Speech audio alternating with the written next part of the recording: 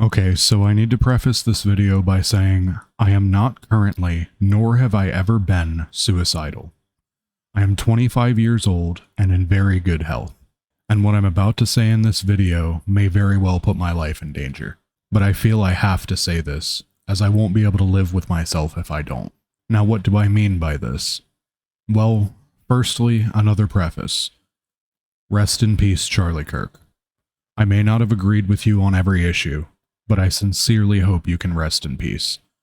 And to Charlie's family, in the off chance any of them do see this, you all have my deepest condolences. None of you deserved this. And it is truly from the bottom of my heart when I say I am so very sorry for the great loss you have all suffered. Now, another warning. What I'm about to get into is going to be a very dark topic, so viewer discretion is heavily advised. And to anyone thinking of commenting some bullshit along the lines of, "I'm glad he's dead," or some other disgusting variation of that, know that you are not welcome here. Leave this video, and if you do post something like that, your comment will be deleted. Something that I never do in my channel. Keep in mind, regardless of political or religious affiliation, this is a human being. And remember that you are one too.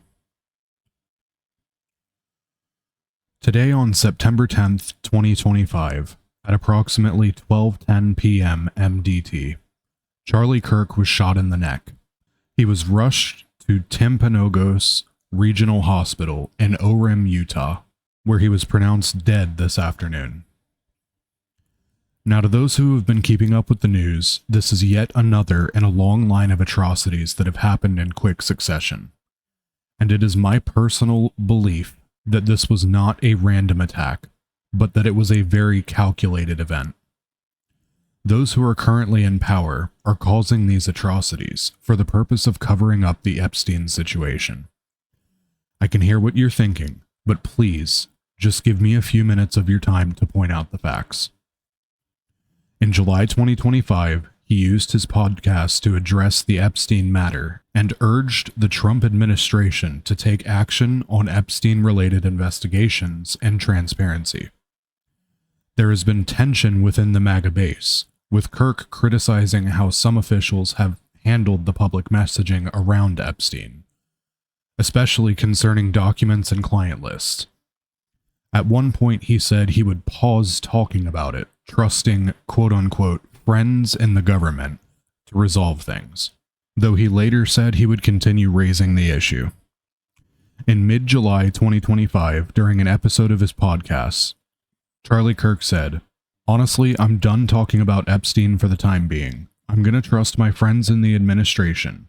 I'm going to trust my friends in the government to do what needs to be done. Solve it. The ball's in their hands." This was part of a statement where he acknowledged criticisms about how the administration was handling the Epstein files and said he would step back temporarily.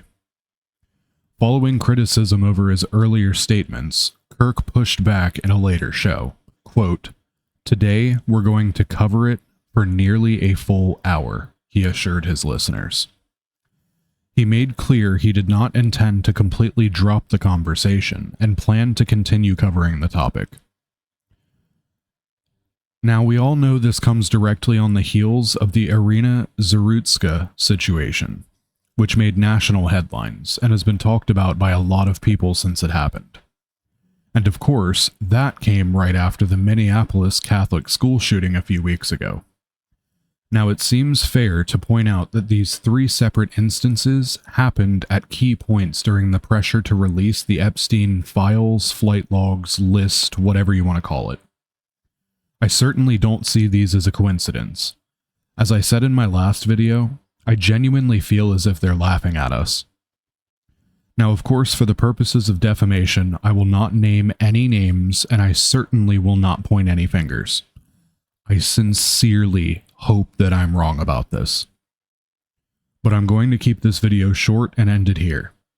But if there's one thing I can ask those of you who are watching, it would be to keep a critical eye out and don't allow your emotions to cloud your judgment. Thank you for watching, and let me know what you think in the comments section below.